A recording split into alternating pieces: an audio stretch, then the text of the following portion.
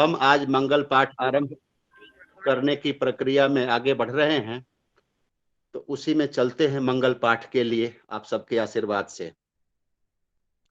ओम नारायण नारायण श्रीमन्नारायण नारायण नारायण सच्चिदानंद रूपाय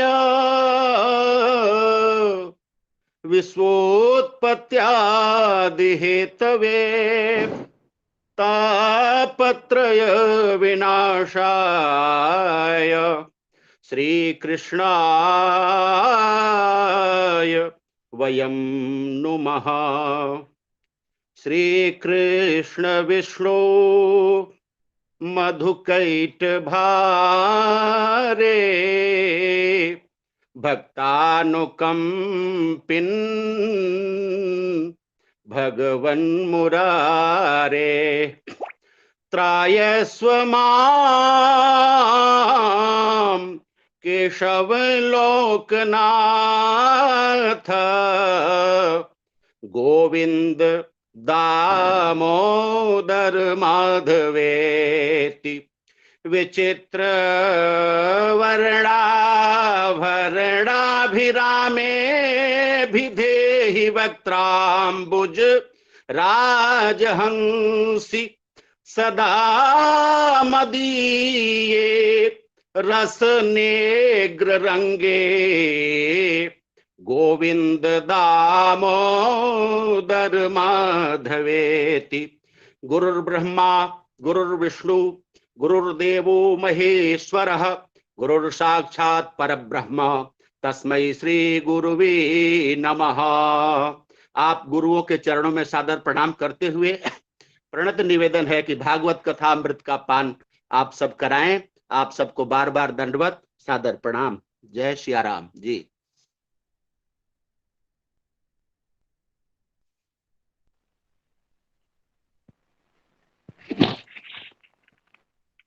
जय जय श्री राधे।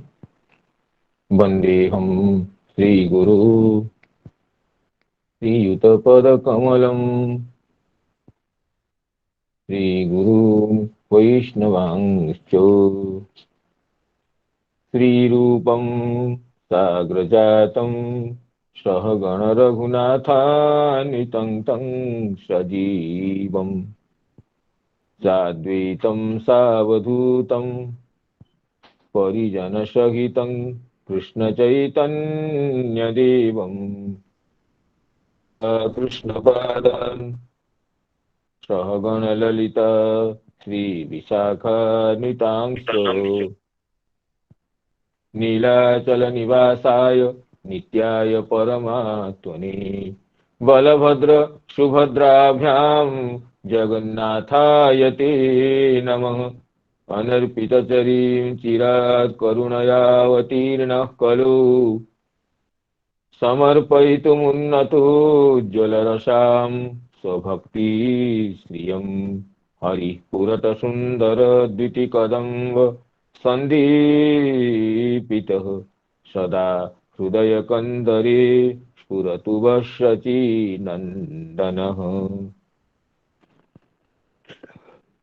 निगमकल्पतरोर्गलितं फलं शुकमुखादमृतद्रवसंयुतं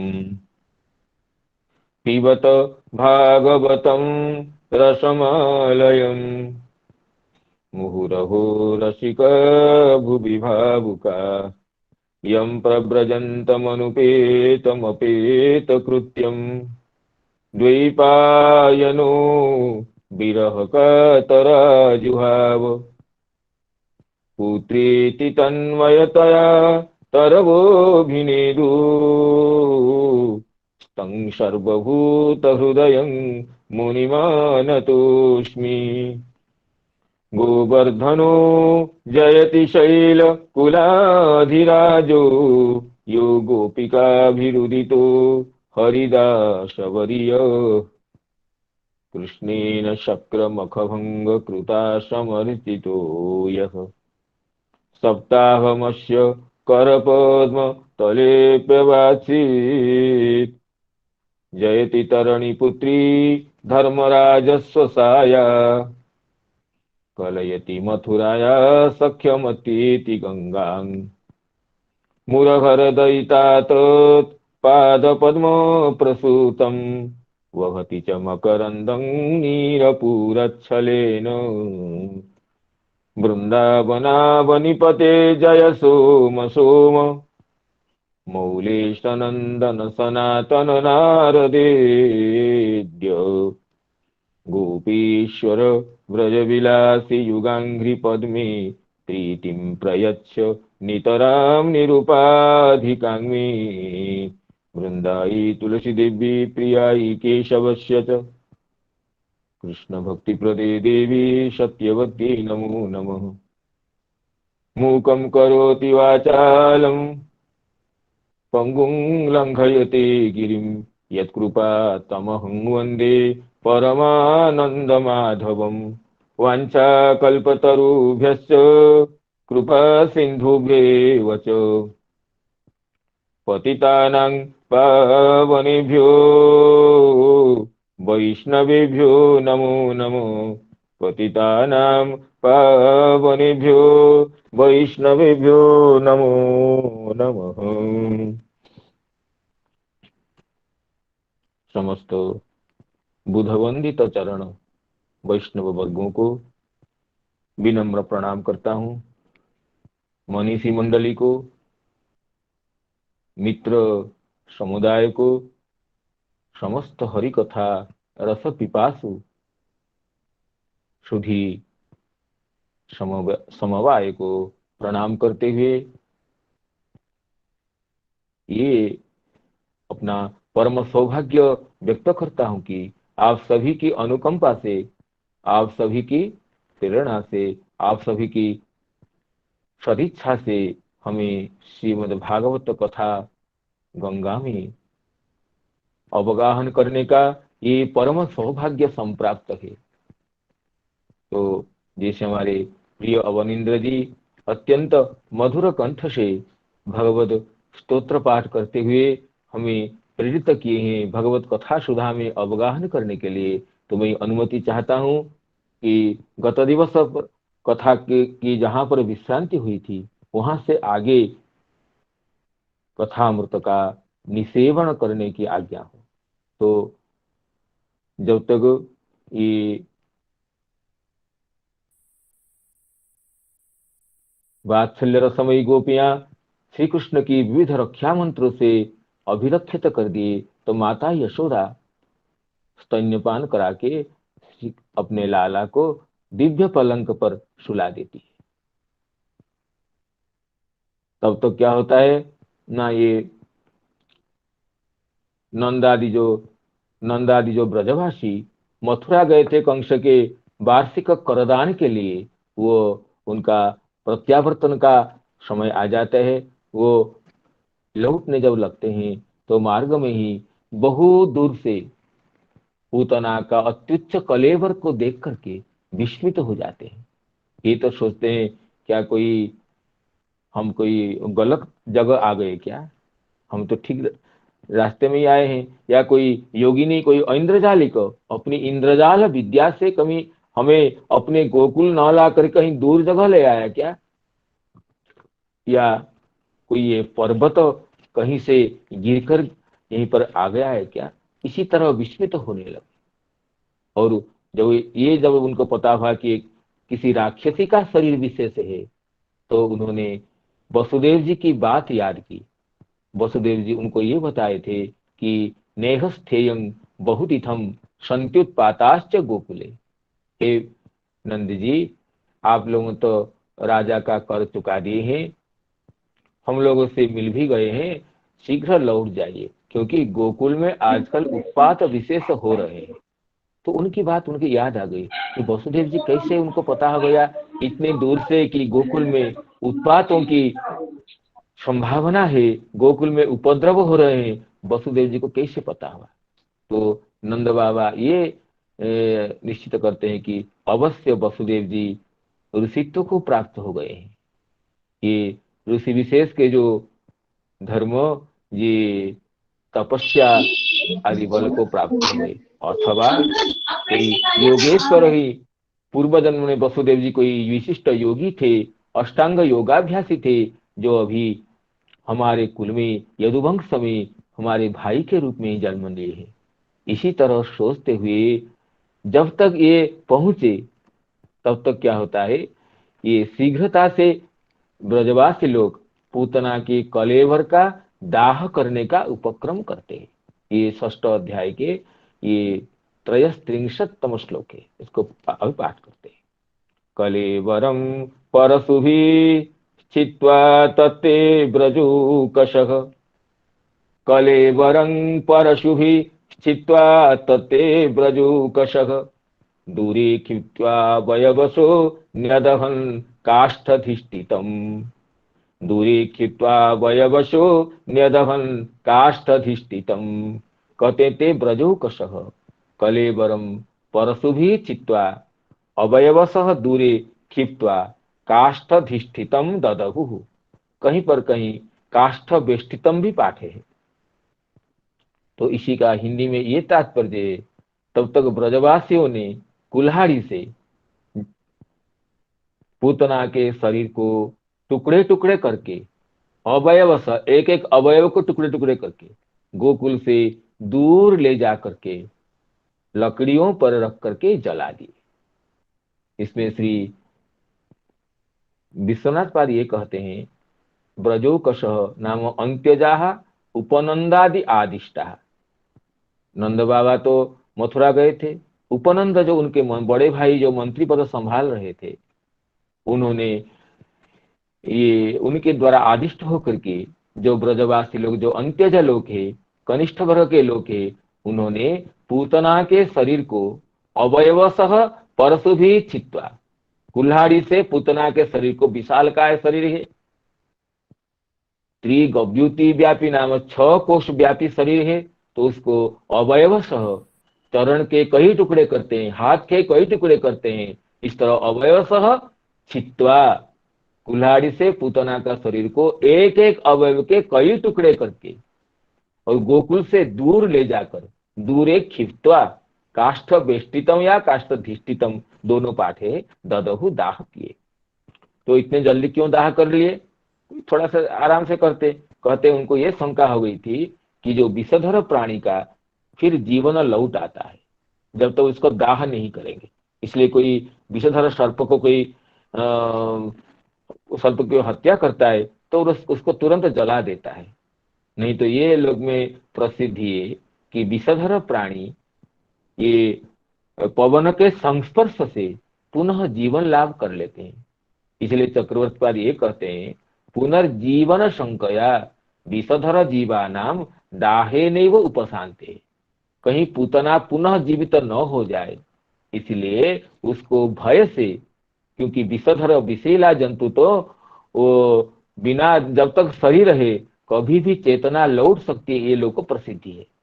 पवन संस्पर्श से उनके प्राणवायु पुनः लौट आती है। अतः विषधर जीवानाम दाहेनेव उपशांते, विषधर प्राणियों का तो दाह से उपशांति होती है।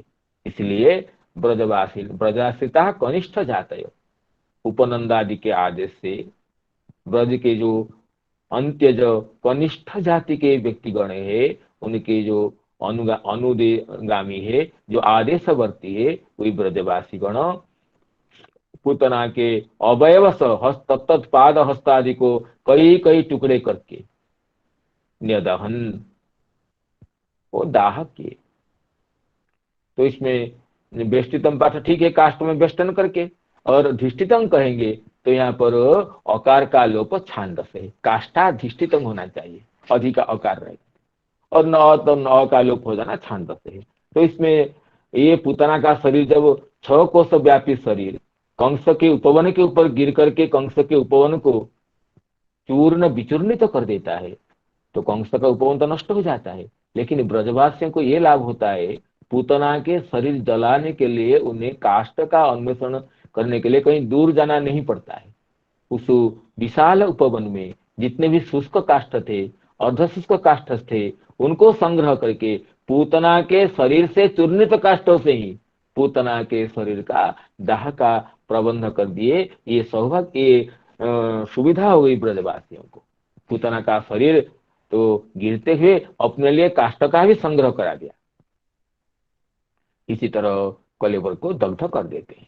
कलेवरम परशुभि छित्त्वा तत्ते ब्रजोकशः, कलेवरं परशुभि छित्त्वा तत्ते ब्रजोकशः, दूरे क्षिप्त्वा वयवसो न्यदहन् काष्ठधिष्ठितम्, दूरे क्षिप्त्वा वयवसो न्यदहन् काष्ठधिष्ठितम्। उसके बाद के श्लोक का उच्चारण करते हैं। दह्यमानस्य देहस्य धूमश्च गुरुसौरभः, दह्यमानस्य देहस्य धूमश्च गुरुसौरभः, उत्थितः कृष्ण निर्भुक्त सपद्याहत पाप्मनः, उत्थितः कृष्ण निर्भुक्त सपद्याहत पाप्मनः। इस श्लोक का अन्वय ऐसा है। कृष्ण निर्भुक्त सपद्याहत पाप्मनः दह्यमानस्य देहस्य, अगुरु सौरभ सौरभ धूमः उत्थितः। ये हिंदी के ये अनुवाद ऐसे होगा कि जब पूतना का शरीर दग्ध होने लगा, जब दह्यमान हुआ, तब जलने लगा, तब उससे ऐसे धुआं निकला जिसमें अगर जैसी सुगंध आ रही थी। अगर कहते हैं, संस्कृत में अगुरु कहते हैं, हिंदी में अगर कहते हैं। जो ये चंदन जैसे सुगंधित काष्ठ विशेष से जिसके दहन करने से अत्यंत सुगंध निकलती है, खुशबू निकलती है। तो इसमें तो आगे सुखदेव जी खुद कहते हैं, पूतना के शरीर के दाह करने से, उसके दह्यमान शरीर से अगुरु की गंध निकले, इसमें कोई आश्चर्य करने की बात क्या है? क्योंकि भगवान ने जो उसका दूध पी लिया था, जिससे उसी के समस्त पाप तत्काल ही उसी क्षण ही नष्ट हो गए थे। उसका अपवित्रतम शरीर भी पावनतम हो गया था।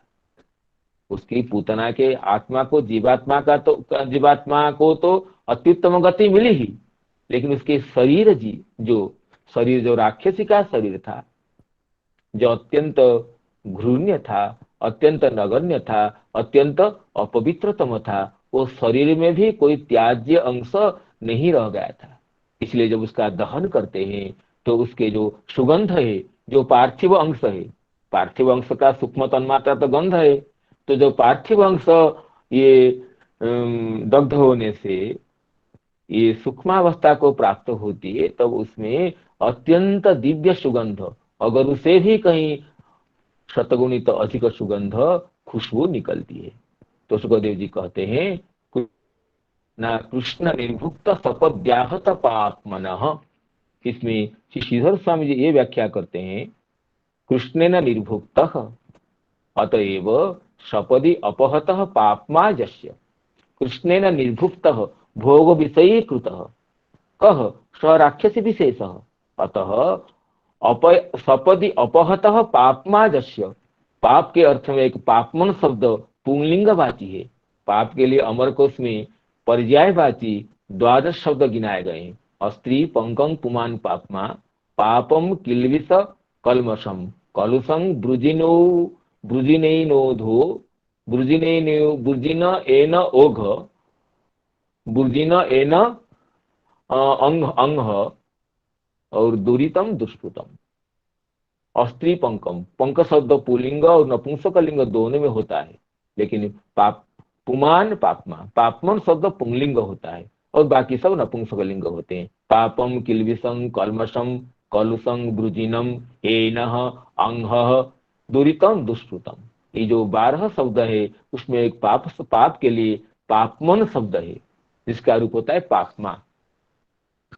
यहाँ पर पापमन शब्द का प्रयोग है। कृष्ण निर्भुक्त नाम भोग विषयीकृत। कृष्ण ने, भगवान श्री कृष्ण ने पूतना का स्तन्यपान किया। इससे स्वपदी नाम तत्क्षणात्, जिस समय भगवान के शरीर का संस्पर्श हुआ, उसी क्षण ही अपहत हो गए, नष्ट विनष्ट हो गए, छिन्न विच्छिन्न हो गए, दग्धीभूत हो गए समस्त पापराशि जिसके। ऐसा हे वो राक्षसी अपहत पापमा, अतः कहते हैं कृष्ण निर्भुक्त सपद्याहत पापमनः, कृष्णेन निर्भुक्तः अतएव सपदि अपहतः पापमा, पाप राशि यस्य तादृशस्य दह्यमानस्य देहस्य, उस देह को जब दग्धीभूत करने लगे, वो जब दग्धीभूत हुआ, अगुरु सौरभ धूम उत्थित, अगुरु अगुरु अपेक्षया अपि अधिकः सौरभम यत्र तादृशः धूमः, अगुरु से भी अधिक सुगंध विशिष्ट धुआं उस शरीर से धुआं निकला उससे।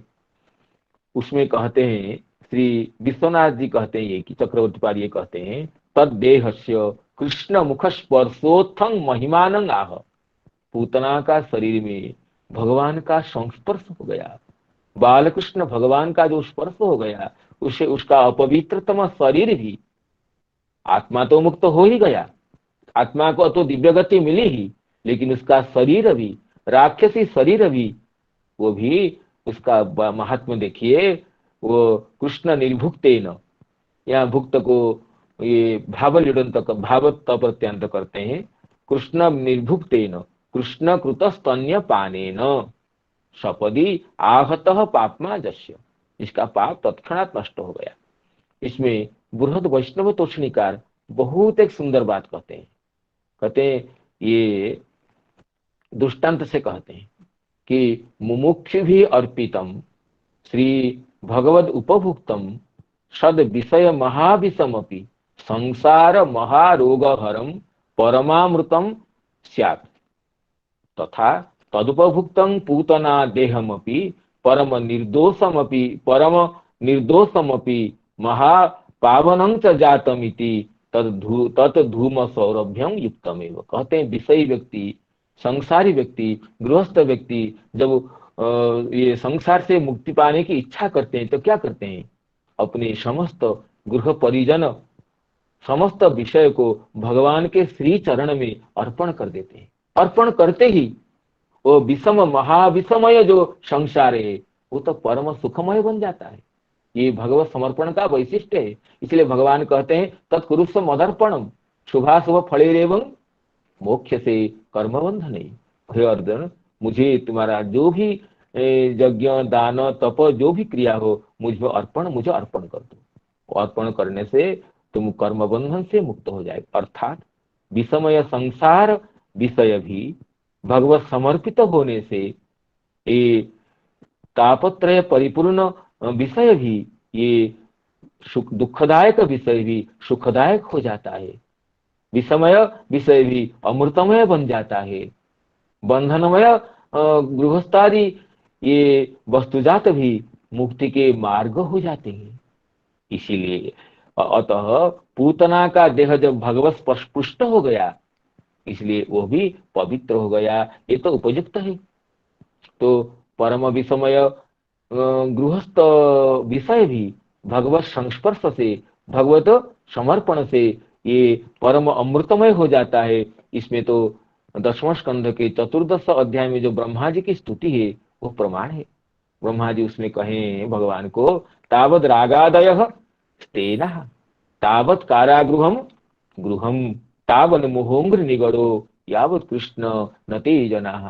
ब्रह्मा जी देखिए क्या कहते हैं कि तावद रागादय स्तेनः तावत कारागृहम गृहम तावन मोहोंग्र निगड़ो यावत कृष्ण नते जनाः। ब्रह्मा जी कहते हे कृष्ण, तभी तक राग द्वेष आदि दोष चोरों की तरह सर्वस्व अपहरण करते रहते हैं और तभी तक घर और उसके संबंधी कैद की तरह सबको बंधन में कैद खाने में बांधे रखते हैं और तभी तक मोह परी की बेड़ियों की तरह जकड़ कर रखता है जब तक जीव आपका नहीं हो जाता है।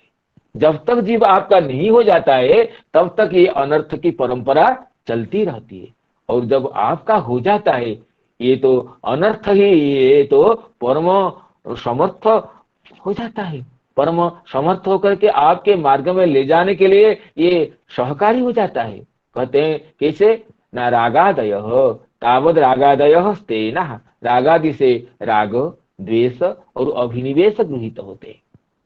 ये श्री चक्रवर्ती पाद जी इस टीका में कहते हैं, रागादयः, राग द्वेष अभिनिवेशः महाचौरः, ये महाचौर है, स्तेन है। क्यों ना, जीवनिष्ठ ज्ञान आनंदादि धनानि अपहृत्य, जीव का जो परम धन है, परम स्वरूप संपत्ति है, ज्ञान और आनंद, उसको अपहरण करके परमेश्वरे राजनी एते फुत्कुर्ब मा फुत्कुर्बन्तु इति बुद्धिया कर्माधिकारमये गार्हस्थ्य कारागारे मोह निगड़ेन निबध्य जीवाः स्थाप्यन्ते।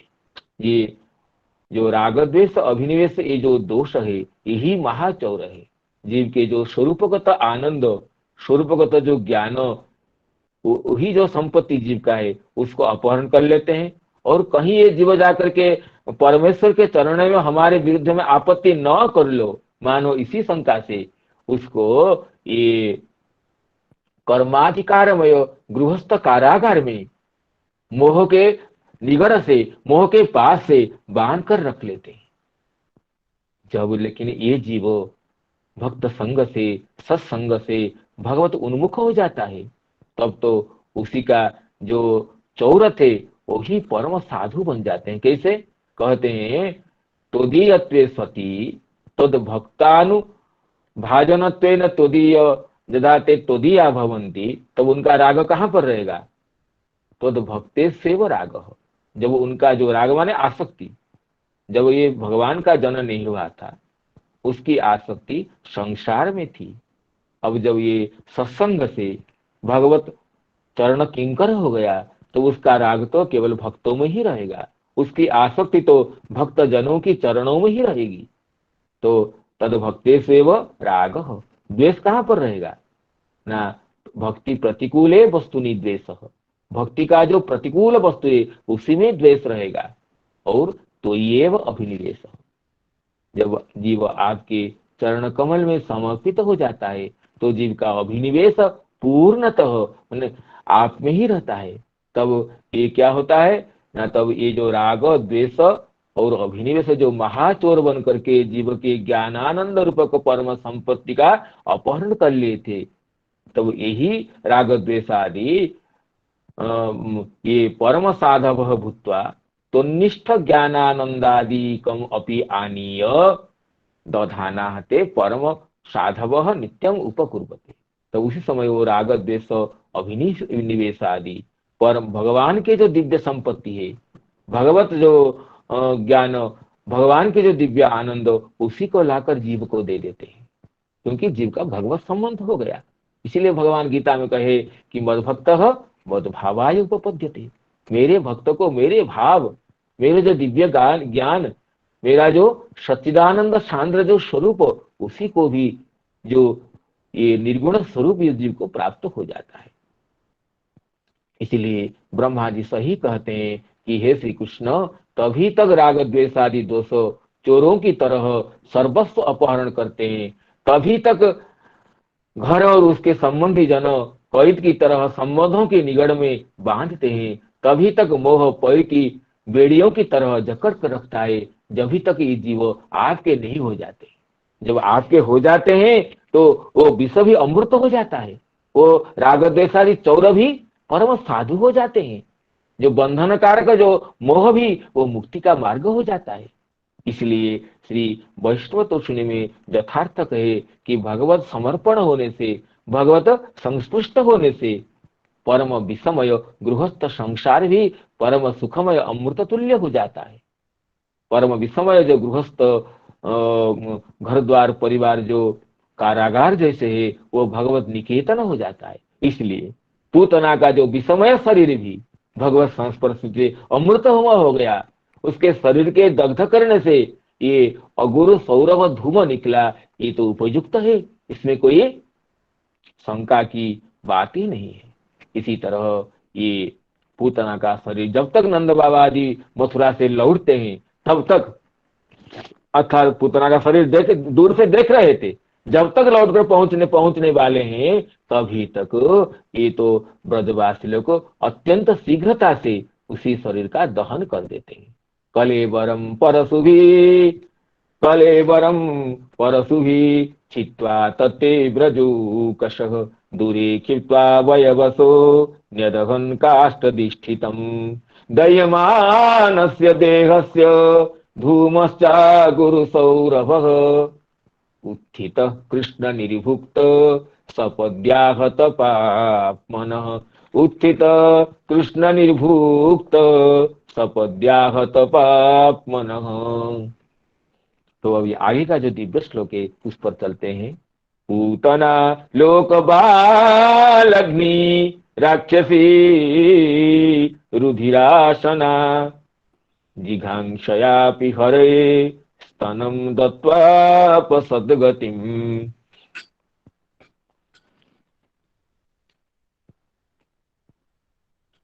पूतना लोकबालग्नि राक्षसी रुधिरासना जिघांसयापि हरे स्तनं दत्वापसद्गतिम्।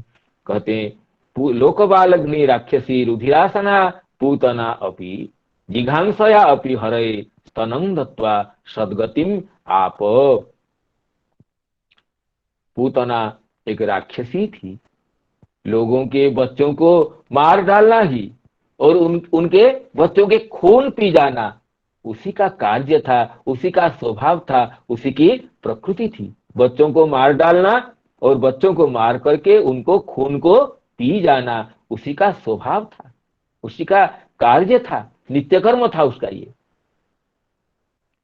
और भगवान को भी हत्या करने की इच्छा से, जिघांसा से, हत्या करने की इच्छा से उन्होंने स्तन्यपान कराया था, फिर भी उसने परम सद्गति प्राप्त की।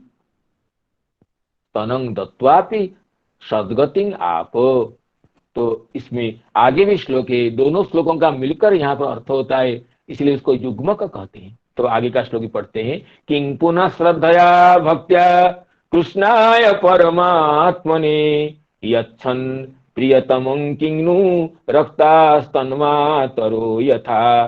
किं पुनः श्रद्धया भक्त्या कृष्णाय परमात्मने यच्छन् प्रियतमं किं नु रक्ता स्तन्मातरो यथा।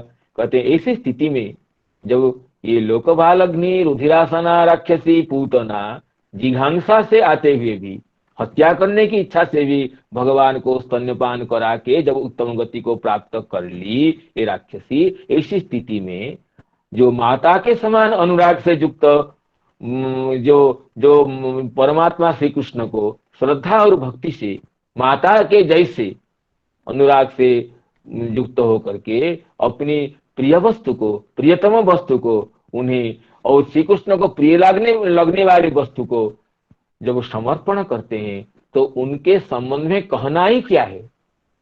अगर राक्षसी पूतना भी, वो भी मारने की इच्छा से भी, वो भी विषयुक्त स्थानों को प्रदान करके भी जब सद्गति प्राप्त की, अगर जो भक्त, जो कल्याणकामी व्यक्ति ये श्री कृष्ण को श्रद्धा से, भक्ति से और उनकी माता कोई प्रियतम वस्तु को, प्रियतम का दो अर्थ है, अपने का जो प्रियतम है, जो भगवान का प्रिय है, अपने को प्रिय लगने वाली वस्तु और भगवान को प्रिय लगने वाली वस्तु अगर कोई श्रद्धा से, भक्ति से समर्पण करता है तो उससे तो अत्युत्तम गति प्राप्त होगी। इसमें क्या संदेह है, क्या बताना है, कोई इसमें तो संदेह नहीं है। पूतना की गति को देख करके हम लोगों को बड़ा धैर्य मिलता है, हमें बड़ा विश्वास मिलता है।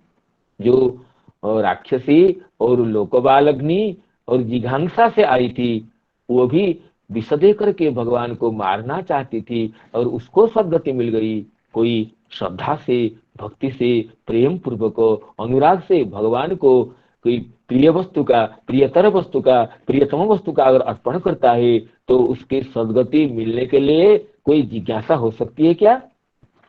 वो तो विद्वत भक्त, वो तो भक्त अपने आप समझ जाता है। तो इसमें श्री श्रीधर स्वामी जी कहते हैं कैमुत्य न्याय न भक्ति वैभवं आह। यहाँ पर कैमुत्य न्याय से भक्ति का वैभव कहा गया। अगर पूतना राक्षसी सदगति प्राप्त कर ली तो श्रद्धालु भक्तों के लिए कहना ही क्या है, ये कैमुत्य न्याय है। एक बात कह देने से दूसरे उससे आगे की बात अपने आप जब प्राप्त हो जाता है उसको कैमुति का न्याय कहते हैं या कैमुत्य न्याय कहते हैं। किमुत एक अव्यय है, किमुत किमुत इति अव्ययात् किमुत इत्यस्मात् लब्धम इति कैमुत कैमुतिकं या कैमुत्यम किमुत इति अव्ययम् तस्मात् आगतम लब्धम वा इति कैमुतिकम या कैमुत्यम। एक न्याय है। एक इसमें उदाहरण देकर कहते हैं, कोई पथिक कहीं दूर देश में जा रहा था, रात को किसी गृहस्थी के वहां अतिथि होकर विश्राम किया उसने। तो उसके पास एक धरोहर था, एक एक दंड था, एक अपूप पुआ था। तो उसने वो दंड को, लाठी को और पुआ को, दोनों को गृहस्थी को दे दिया, वो मालिक को। भाई इसको रख लीजिए, रात में मैं सुबह जब जाऊंगा तब दे देना। जब सुबह वो यात्री जब उठ करके स्नान आदि करके जाने लगा तो घर गृहस्थी से पूछता कि भाई मेरे पुआ और दंड दोनों दे दीजिए। तो गृहस्थी कहता है भाई क्या करें, हमारे घर में बहुत चूहा होते हैं, मुसिके न दंडो भक्षित। वो कहा कि हमारे चूहा, घर के चूहा ने आपके लाठी को खा लिया। तो अब तो ये पथिक समझ गया कि अगर चूहा लाठी ही खा लेता है तो पुआ मांगना क्या अभी है, तो पुआ तो खा ही लेगा। मुसिके न दंड भक्षित चेत किमुत अपूपम। अगर यहाँ पर चूहा इतने बलवान है कि लाठी को ही खा लेते हैं, तब मेरे जो धरोहर रखा गया जो पुआ के बारे में प्रश्न ही क्या करना है। तो मुशिकेन दंड भक्षित इस कथन से वो पथि को अपने आप समझ जाता है कि किमुत अपूपम, अपूप के बारे में, पुआ के बारे में, पुआ को चूहा ने खा लिया है कि नहीं, इसके लिए प्रश्न करना ही बेकार है। मुशिकेन दंड भक्षित इति कथन से अपने आप ये अर्थ आ जाता है कि पुआ का भी मुशिक ने तो कलेव कर ही लिया है। इसको कहते हैं कैमुतिक न्याय। इसी तरह यहाँ पर भी कैमुतिक न्याय से ये अर्थ लब्ध होता है, जिसी को श्री विश्वनाथ चक्रवर्ती बड़े सुंदर ढंग से अत्यंत स्निग्ध शैली से उपवादन करते हैं। यहाँ पर श्री चक्रवर्ती पाद 4 कैमुत्य लब्ध अर्थ का प्रकाश करते हैं। ये कहते हैं, देखिए विश्वनाथ जी कहले जिघांसया अपनी, पूतना राक्षसी, वो उसका भाव क्या था, किस इच्छा से दी, जिघांसया, हंतुंग इच्छा, जिघांसा, मारने की इच्छा से स्तन्यपान कराई। अगर कोई किमुत औदासीन्य न, कोई उदासीन होकर कुछ भगवान को देगा तो उससे तो बेहतर गति मिलेगी उसको। एक किमुत, एक कैमुत्य न्याय से प्राप्त अर्थ हुआ। आगे कहते किमुत तरांग श्रद्धया, अगर कोई श्रद्धा से देगा तो उससे और अच्छी गति मिलेगी। आगे कहते हैं किमुत तमाम श्रद्धया भक्तिया, कोई श्रद्धा युक्त भक्ति से, श्रद्धा का अर्थ है ये आस्तिक्य बुद्धि से, केवल सद्भावना से मैं भगवान को ये समर्पण करता हूं, इससे अच्छा होगा मेरा, ये आस्तिक्य बुद्धि हुई। केवल इसको श्रद्धा कह रहे हैं, केवल श्रद्धा से देता है तो उससे अच्छा होगा। श्रद्धा से और भक्ति को जोड़ करके, प्रेम को जोड़ करके कोई वस्तु अर्पण करता है तो उससे और अच्छा होगा, क्या कहना है। तो इसमें 3 कैमुत्य अर्थ आ गया। तो आगे आगे जब कैमुत्य अर्थ हम प्राप्त करते हैं, किमुत, किमुत त्वराम, किमुत तमाम, इस तरह आगे आगे अर्थों के लिए तरफ प्रत्यय और तम प्रत्यय का उल्लेख होता है। और उससे भी आगे होगा किमुत अति तमाम। इस तरह का कैमुत्य लब्ध अर्थों को किमुत, किमुत तराम, किमुत तमाम, किमुत अति तमाम कह करके उसका अर्थ का लाभ करते हैं आलंकारिक व्यक्तिगण। तो इसमें जिघांसया से ये 3 कैमुत्य अर्थ मिला। जिघांसया अपि, किमुत औदासीन्येन, किमुत तरांग श्रद्धया, किमुत तमाम श्रद्धया भक्त्या। जिघांसा से देने का यह अर्थ हुआ, कोई औदासीन्य से देगा तो क्या है, और कोई श्रद्धा से देगा तो उससे बढ़कर ही होगा, कोई श्रद्धा युक्त भक्ति से देगा भगवान को तो और ही बढ़कर होगा। आगे कहते हैं हरये, इसमें एक कैमुत्य अर्थ का लाभ कराते हैं। हरये नाम भगवान के कोई भी प्रादुर्भाव को, भगवान के, श्री हरि भगवान के, हरि तो भगवान का सर्वसाधारण नाम है। श्री हरि के कोई भी अवतार विशेष हो, मत्स्य कच्छप वराह नृसिंह आदि किसी भी अवतार को कोई अर्पण करता है तो उसकी भाग्य की सीमा नहीं है। अगर स्वयं भगवान श्री कृष्ण, सच्चिदानंद सांद्रांग श्री कृष्ण सर्व अवतार शिरोमणि श्री कृष्ण, अवतारी पुरुष श्री कृष्ण को कोई कुछ अर्पण करता है तो उसकी बात ही क्या है। द्वितीय हो गया। तृतीय कहते हैं विषस्तनमपि पूतना लोकबालग्नि राक्षसी, पूतना लोकबालग्नि राक्षसी रुधिरासना जिघांसयापि हरये स्तनम दत्वा तो सदगति। स्तन का अर्थ क्या है? विषस्तन, विषयुक्त स्तनपान करा के, विषयुक्त दुग्ध पान करा के सदगति प्राप्त की। किमुत विषेतर इतद विषेतरद वस्तु, और विष को छोड़ करके कोई दूसरा वस्तु देगा तो उससे तो अच्छी गति मिलेगी ही मिलेगी। किमुत तराम प्रियम, अगर कोई प्रिय वस्तु देगा अर्थात अपना प्रिय हो या भगवान का प्रिय हो तो उससे तो अधिक होगा ही। किमुत तमाम प्रियतरम, और कोई प्रियतर वस्तु देगा तो और भी उससे अच्छा होने में क्या शंका है। और कोई प्रियतम वस्तु जो अपना सबसे प्राण प्रिय वस्तु भगवान को अर्पण करता है, या भगवान का प्राण प्रिय जो तुलसी इत्यादि देता है, इसी तरह वस्तु कोई देगा तो उसके उत्तम गति प्राप्ति में क्या शंका है। यहाँ पर चार कमित्य अर्थ मिला। विषस्तनमपि दत्वा सद्गतिं आप, किमुत विषेतरद वस्तु, किमुत तराम प्रियम, किमुत तमाम प्रियतमम, किमुत अतितमां प्रियतमम।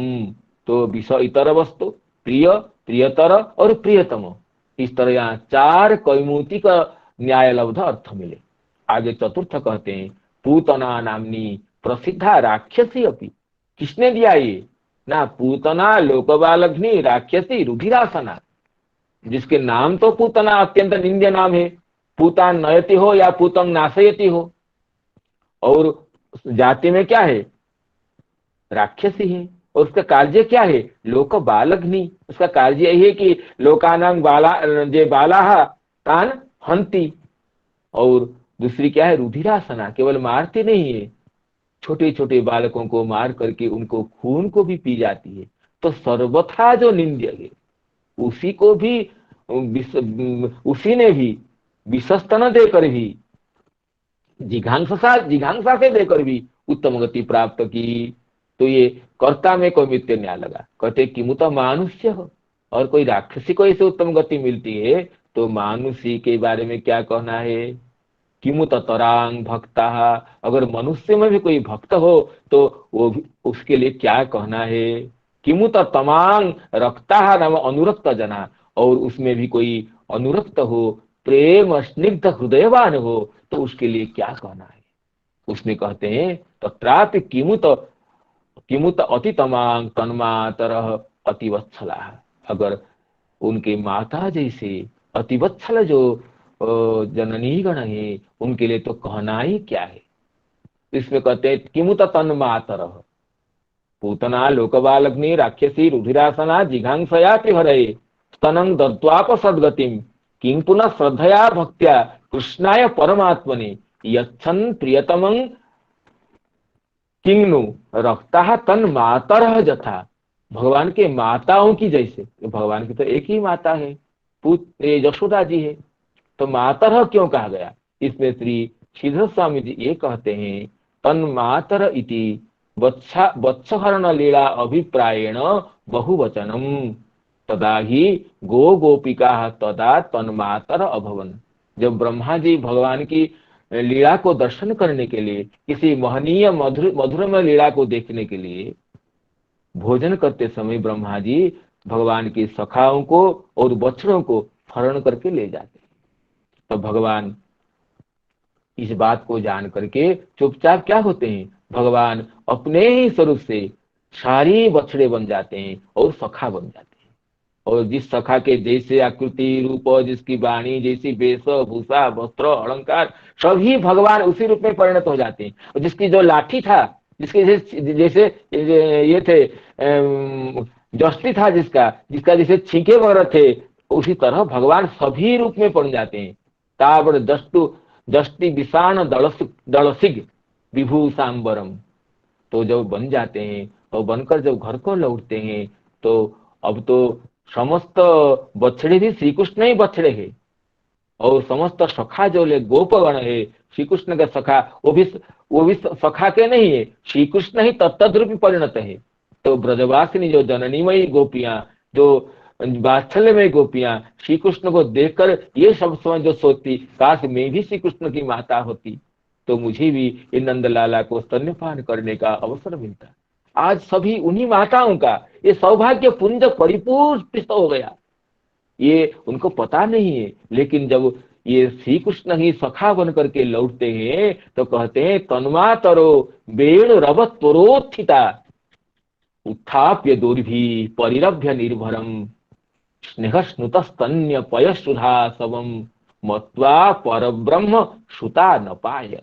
ये जो सखाओं की माताओं ने जब देखा कि उसी दिन, सब दिन तो श्री कृष्ण लौटते हैं, उसी दिन जब श्री कृष्ण बछड़े बन करके, श्री कृष्ण सखा बन करके लौटते हैं, जो माताओं देखते हैं तो उनका हृदय प्रेम से गदगद होता है, हो जाता है। तन्वातर वेणुरव तोरोत्थिता, वेणुरव सुनते ही अत्यंत शीघ्रता से दौड़कर आती हुई माताएं उत्थाप्य दौड़ भी अपनी बाहुओं से अपने लाला को लेकर के हृदय में धारण करती हुई स्नेह स्नुत स्तन्य पयसुधा सबम, उनके स्तनों से वात्सल्य से दूध की धारा अपने आप स्रवित होने लगती है, अमृत से मधुर और सुधा, और ये आसव से भी मादक अपने स्तन्य को ये बेटे को पिलाते। वो तो बेटे नहीं थे, श्री कृष्ण ही सारे ये पुत्र बन गए थे।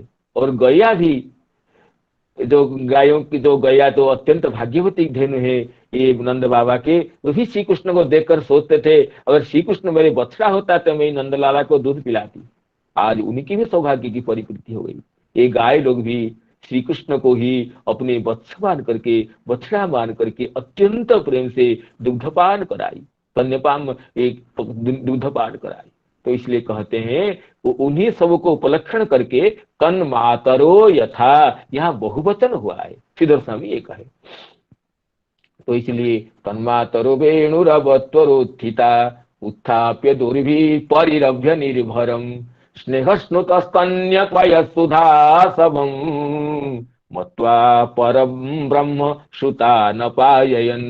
श्रुत परम ब्रह्म श्रुतान मत्वा अपायन, अपने पुत्र परम ब्रह्म को ही पुत्र मान करके ये बड़े भागिनी वात्सल्यमयी गोपियां स्तन्यपान कराने में लग गई। इसलिए या तन मातर यथा, यहाँ बहुवचन का प्रयोग सार्थक होता है। तो इस तरह जो उसी कहते हैं कि चक्रवर्तीपाद कहते हैं कि जो तत्रापि किमुत तमांग तन्मातर अतिवत्सला वत्साहरण लीलागता, अगर पूतना राक्षसी को ऐसी गति मिली तो जो राक्षसी थी, रुधिरासना थी और बालग्नि थी, तो साधारण मानस ही अगर भगवान को कुछ समर्पण करे तो उसके बारे में क्या कहना है, और उसी में कोई भक्ता भी हो तो उसके बारे में और क्या कहना है, और उसी में कोई अनुरक्ता भक्ता हो तो उसमें क्या कहना है, और उसी में भी उनकी माता जैसे कोई हो जो हो तो इसे कहा। तो उनमें तो श्री चक्रवर्तीपाद कहते हैं तासु अपि अतितमाम अनिर्वाच्यत्वात् श्री यशोदा तो दूरतेव प्रणतिपात्रीकृत्य एवं स्थापिता। यहाँ कहते हैं कि श्री यशोदा जी को तो कौमुत्य न्याय से लाए ही नहीं, क्योंकि यशोदा जी का तो भाग्य की कोई सीमा ही नहीं है, उनको मिलने की बात ही क्या रहती है। संपूर्ण सच्चिदानंद परब्रह्म जिनके क्रोध में क्रीड़ा करते रहते हैं, जो सच्चिदानंद शांत परब्रह्म को पुत्र मान करके बंधन करने से भी नहीं चूकती है, ऐसी माता के लिए क्या प्राप्य है, तो उनको क्या गति मिले, क्या कहेंगे। कहते प्रणतिपात से कृत्य स्थिता, तो उन्हीं को ये तो माँ यशोदा तो प्रणाम का ही विषय है, वो उनको क्या गति मिलेगी ये बात तो सोचने की ही मूर्खता है। यशोदा जी के स्मरण से ही उत्तम गति मिलती है, यशोदा जी को क्या गति मिलेगी कौन सोचेगा। यशोदा जी संपूर्ण गतिदाता श्री कृष्ण को अपने अंक में धारण करके स्तन्यपान कराती है। तो इसलिए ये कैमुत्य न्याय के अंदर यशोदा जी का तो उल्लेख ही नहीं किया गया। इति कर्ण संप्रदान कर्म कर्तृपदेशो कैमुत्य मंडली, ये कहते हैं चक्रवर्तीपाद।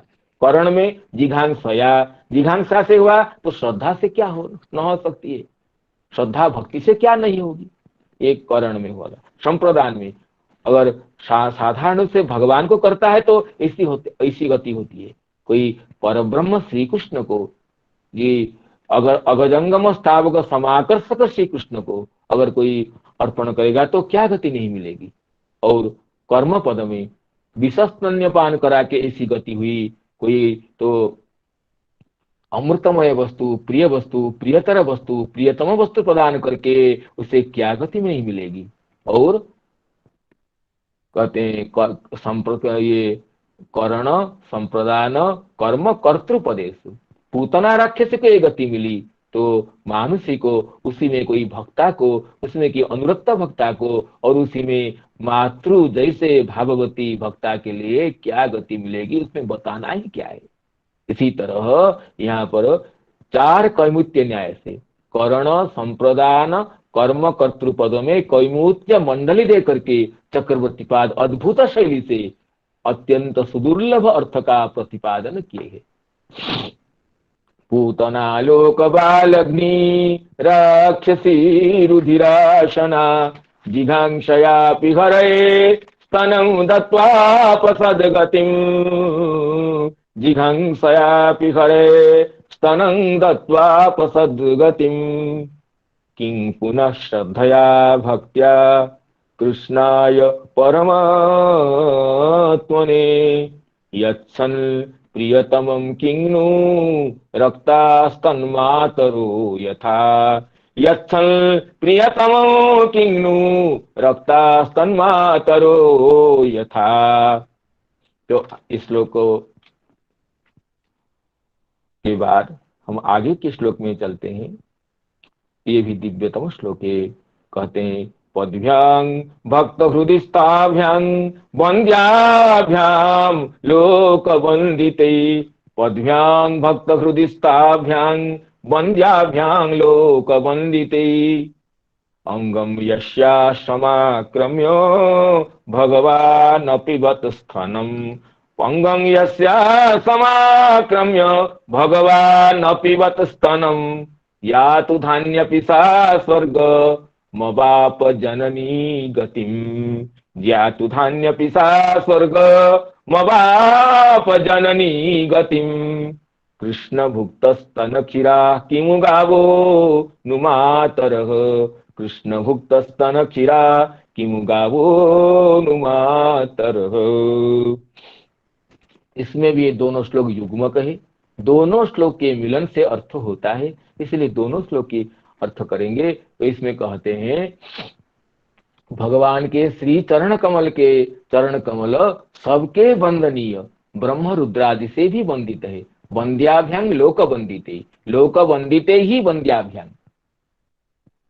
पदभ्यांग भगवान का श्री चरण कमल कैसे है ना, लोक वंदिते ही वंद्याभ्यांग, लोकेशु जे वंदिता, संसार में जो सबसे बड़े वंदनीय है ब्रह्मा जी है, शंकर जी है, वे भी निरंतर भगवान के चरण कमल का ध्यान करते रहते हैं, अभिवंदन करते रहते हैं।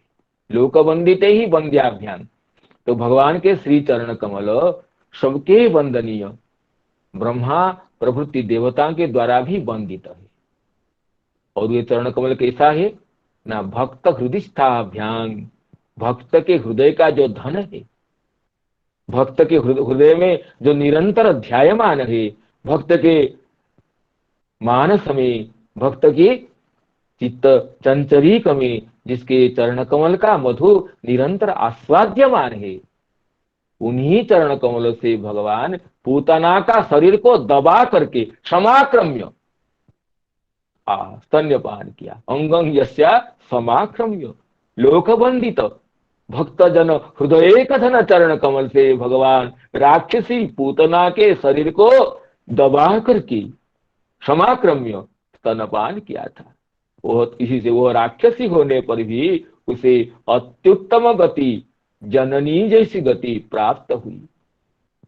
या तो धान्य पिसा स्वर्गम अबाप जननी गतिम, तब तो फिर जिनके स्तन दुग्ध भगवान ने बड़े प्रेम से पिए, उन गौओं और माताओं की तो बात कहना ही क्या है। राक्षसी पूतना के अंग को समाक्रमण करके दबा करके भगवान ने स्तन्यपान किया, उन्हीं चरणों से जो चरण ब्रह्म रुद्रादि बंधित है, भक्तों के हृदय का धन है, जिन चरणों के लिए भक्त यही कामना करता है, दिवि वा भुवि वा ममास्तु वासो नरके वा नरकांतक प्रकामम अवधीरित शारदा रविंदु चरण ते मरणे भी चिंतयामि। मुझे नरक स्वर्ग में हो या नरक में वास हो, कोई चिंता नहीं है, लेकिन यही मेरी प्रार्थना है, हे नरकांतक, आपके शरतकालीन कमल पुष्पों को तिरस्कार करने वाले वे चरण कमल द्वंद्व मरण समय में भी मेरे हृदय में नित्य निरंतर चिंत्यमान हो। दिवि वा भुवि वा ममास्तु वासो नरके वा नरकांतक प्रकामम अवधीरित शारदार बिंदु चरणों ते मरणे भी चिंतयामि। जो शरतकालीन अरविंद को भी तिरस्कार करने वाले जो चरण कमल है, उन चरण कमल को भी मैं मरण के समय में स्मरण कर सकूं, ऐसी प्रभु मुझे कृपा करे। तो भक्त का जो हृदय का धन है, उन चरण कमलों से भगवान पूतना के शरीर को दबा करके उसके स्तन्यपान किया, तो उसको सदगति मिली। तो फिर भगवान जिनके स्तन दुग्ध बड़े प्रेम से पान किए थे, उन गौओं का और माताओं की बात किया। उसी में वही प्रसंग है कि बत्सहरण के समय भगवान समस्त बछड़े बन गए थे, और सारी सखा तो भगवान ही अपने सखा, तो वात्सल्यमयी गोपियों के बेटे तो भगवान ही बन गए थे। वो न जानते हुए भी श्री कृष्ण को ही अपने पुत्र मानते हुए, और ये धेनुगण भी श्री कृष्ण को ही अपने बछड़े मानते हुए स्तन्यपान कराए थे। तो उनकी सदगति के बारे में बताना ही क्या है। तो इसमें से विश्वनाथ जी ये कहते हैं, भगवतो निष्कारण कृपा प्रापितम पूतनाया सौभाग्यं तावत पश्य। कहते हैं भगवान की निष्कारण कृपा के युक्त पूतना का सौभाग्य देखो। कहते हैं भक्त हृदयस्थाभ्याम, भक्त का हृदय का जो भक्त हृदय की जो पूंजी है, भक्त के हृदय का जो धन है। लेकिन पूतना तो भक्त नहीं है, अभक्त भी नहीं है, बैरी नहीं है, शत्रु है। अभक्त हो अलग बात है, उदासीन हो, लेकिन पूतना तो भक्त द्रोही है, भगवत बैरी नहीं है, तो भक्त नहीं है। लोक वंदिते ही, ब्रह्मादि देवता भी भगवान के चरण कमल की वंदना करते रहते हैं। तो पूतना तो वंदना तो करने की बात दूर रहे, अवंदना भी करता, वंदना नहीं करती पूतना तो भी अच्छा। लेकिन ये कहते हैं विश्वनाथ पाद की, मरण समय सुहृदयात निष्कासयितुम यतमानमपि अशक्नुवत्या स्वपाणिभ्याम सम्यक ताड़ितं एव। जब पूतना के प्राण का भगवान ने संस्मरण किया, तो पूतना को तो बहुत महती कष्ट की उपलब्धि, उसने अपने अंग से भगवान के चरण कमल को बड़े शक्ति लगा करके निकालने की कोशिश की। जब चरण कमल निकले ही नहीं, तो अपने पानी से, अपने हस्तों से जितना संभव संतारण किया। जिन चरण कमलों को अर्घ्य दे करके कोमल कमल पुष्पों से कमलासन ब्रह्मा जी समर्चन करते हैं, जिन चरण कमलों को हृदय में गंगाधर भगवान चिंतन करते हैं, उन चरण कमल को पूतना मरण के समय अपने हृदय से निकालने के लिए प्रयास किया। जब नहीं निकलते हैं, तो उन चरण कमल को वो ताड़न करने भी वो पछताई नहीं। और क्या कहेंगे, भगवान की करुणा, उसे भी सदगति मिली।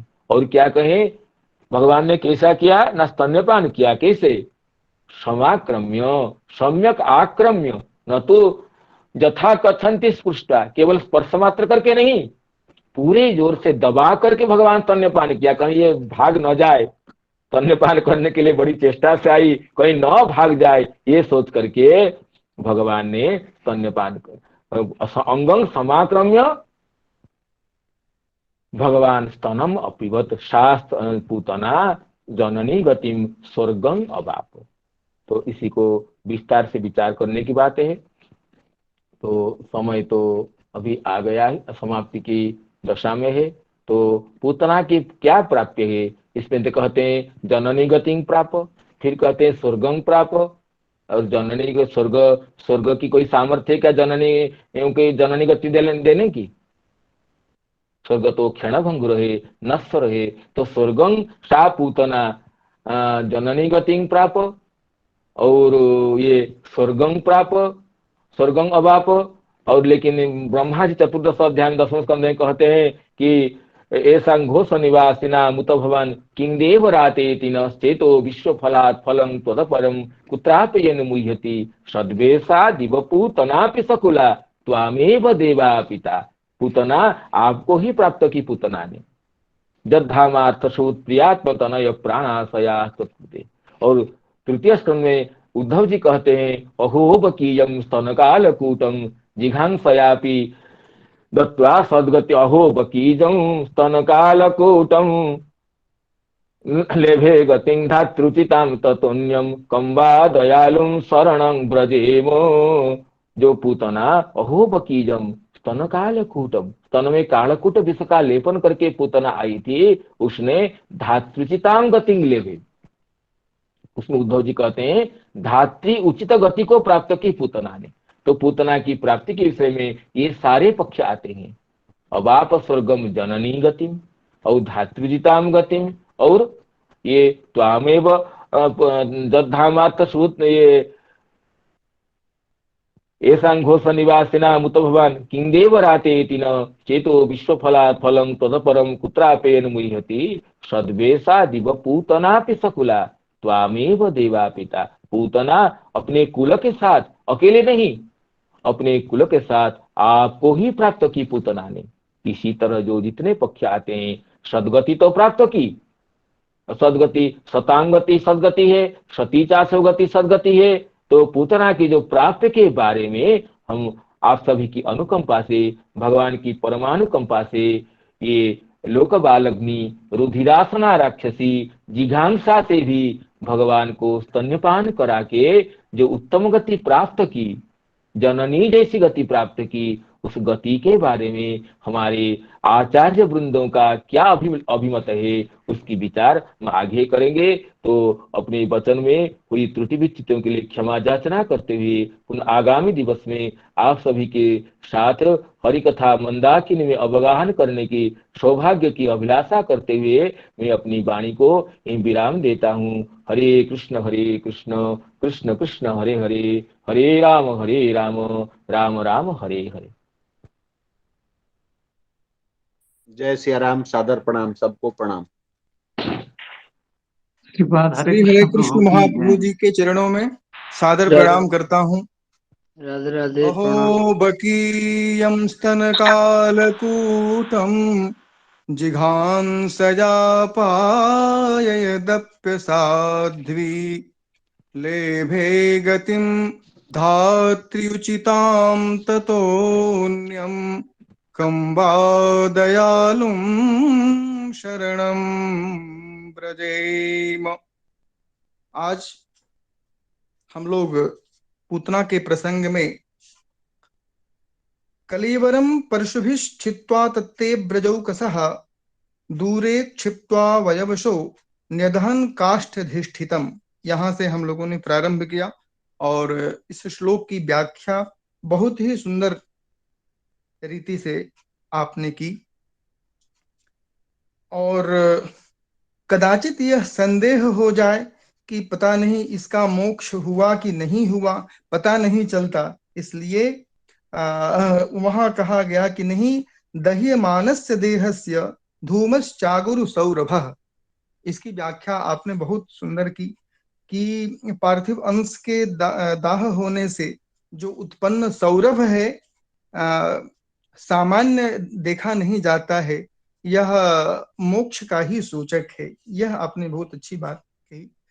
दह्यमानस्य देहस्य धूमश्चागुरु सौरभः उत्थितः कृष्ण निर्भुक्त सपद्याहत पापमनः। उसमें कारण को भी आपने बहुत अच्छी तरीके से बताया, कृष्ण निर्भुक्त।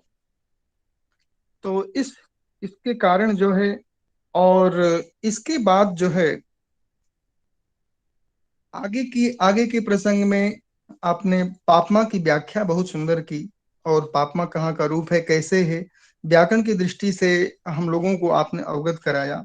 और इसी क्रम में इतनी बढ़िया बात आपने तावद रागादय सर्वे पूरी श्लोक की व्याख्या बहुत ही सुंदर, बहुत आनंद आया। वैष्णव तोषणी टीका के माध्यम से भी बहुत सारी बातें हम लोगों को स्पष्ट हुई। इसी प्रसंग में कैमुतिकन न्याय की व्याख्या बहुत ही सुंदर आपने की। सर्पाह सत्र मासत, इस प्रसंग में वहां विचार उठाया कि सर्प कैसे जो है सत्र यज्ञ कर रहे हैं, तो वहां कैमुतिकन न्याय की चर्चा आई है भाष्य भूमिका में। तो और यहाँ इसी कैमुतिकन न्याय से एक कथा इतनी बड़ी अच्छी आपने कही कि भाई यदि दंड को चूहा खा जाता है तो अब हम पूप की क्या बात करें, पूप तो ऐसे ही मुलायम है। इसलिए यह कैमुतिकन न्याय की व्याख्या, और इसमें जो तरप प्रत्यय और तम प्रत्यय की आपने बात कही, और इसी क्रम में कर्म करण संप्रदान आदि की चर्चा जो आपने की, बहुत ही सुंदर और शास्त्रीय जो विपत्ति है उसके आधार पर हम लोगों ने इसका जो है श्रवण किया। और इसके बाद जो है कहते हैं कि भाई जिघांसयापि हरे स्तनम दत्वा सद्गतिं किम पुनः श्रद्धया भक्त्या कृष्णाय परमात्मने यच्छन प्रियतमं किन्नु रक्तास्तन्मातरो यथा। इसके बाद तरप तंप इत्यादि प्रत्ययों की भी चर्चा की। एक और बात बहुत बढ़िया कही कि भाई यशोदा जी तो एक अकेली ही माँ थी, फिर मातरा शब्द बहुवचनांत का प्रयोग क्यों किया गया, तो इसका भी बड़ा बहुत अच्छा समाधान आपके माध्यम से हम लोगों को प्राप्त हुआ कि वत्साहरण लीला का संकेत वहां किया गया। इसके बाद ऐसा क्यों न हो, पदभ्याम भक्त हृदय स्थाभ्याम वंद्याभ्याम लोक वंदितैः अंगम यस्याः समाक्रम्य भगवान अपिबत स्तनम। भगवान श्री कृष्ण भक्त हृदय स्थाभ्याम लोक वंदितैर ब्रह्मादिभिरपि वंद्याभ्याम पदभ्याम यस्याः पूतनायाः देहम समाक्रम्य स्तनम अपिबत। और इतना आनंद आया, मैं क्या बताऊं, वाणी नहीं है, बहुत बहुत सुंदर। इसके बाद जो है सायातु धान्यपि स्वर्गमवाप जननी गतिम कृष्ण भुक्त स्तन क्षीरा किमु गावो न मातर। तो इस प्रकार से, और एक बात बहुत अच्छी आपने कही कि भाई स्वर्ग तो क्षीणे पुण्य मर्तलोक में आयुषंती वाली स्थिति है, तो स्वर्ग पद का प्रयोग कैसे हुआ, लेकिन वहां पर जो है स्वर्ग पद वैकुंठ के अर्थ में भी प्रयुक्त है। तो कहा कि वहां जो है कहा कि स्वर्वासम में भी कांक्षिण, तो स्वर्वासम में भी कांक्षिण, इस पद में जो स्वर्ग पद है स्व पद है वह वैकुंठ के अर्थ में ही है। इसलिए लेभी गतिम धातृचिताम ततोन्यम कम वा दयालुम शरणम ब्रजेम। तो हम तो बस इतना ही श्रवण की कर पाए जितनी हमारी पात्रता है, और इसके बाद मैं कथा में ही था, बहुत कुछ जो है, तो कथा को कैसे कहा जाए कि इतनी ही कथा हुई, इसकी कोई इयत्ता नहीं है। और बहुत आनंद के साथ यह कथा संपन्न हुई। कल के लिए भी हम निवेदन करते हैं सभी आचार्यों को, सभी प्रेमियों को, सभी आचार्य चरणों में निवेदन करते हैं। इसके साथ ही आज की कथा का विश्राम का अवसर उपस्थित होता है, और सभी आचार्य चरणों में मैं अत्यंत श्रद्धावनित होकर के सादर प्रणाम करता हूँ, और आज कल के लिए उपस्थित होने के लिए आप सभी से श्रद्धावनित होकर के प्रार्थना करता हूँ। प्रणाम।